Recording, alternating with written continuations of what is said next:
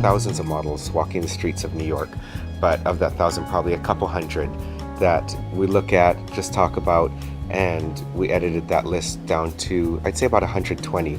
And today and tomorrow we're seeing a total of probably 100 girls. We already know most of the girls that are in the show, but there's a few open spaces left, so it's very difficult to get into our show.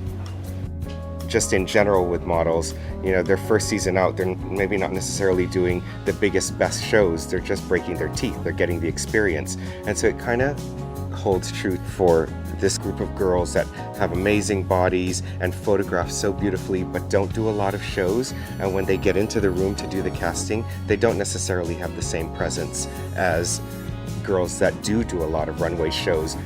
You looked for girls who could project a personality on the runway, who could light up the runway, because when you're working on television and they're trying to walk down the runway with some energy and some vivaciousness, right? You want them to have a joie de vivre and just a spirit to them.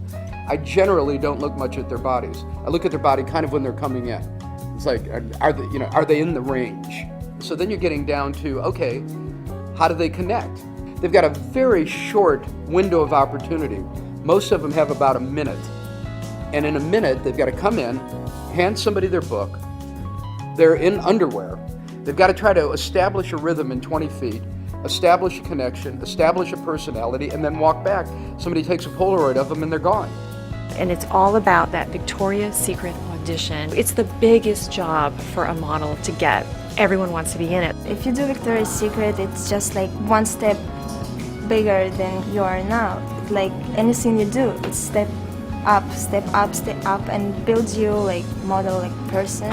It's a little bit different, you know, you have to do something a little bit more special. So, you know, I was nervous coming here, but it's just a casting and like, you know, you just try your best. Edith Hughes. We met in the airport. She slept on the plane like this. They just really need to sell themselves well in person and present themselves well. And I think if they can do that in person, in this room, and then on the runway, it will come through also on the TV show.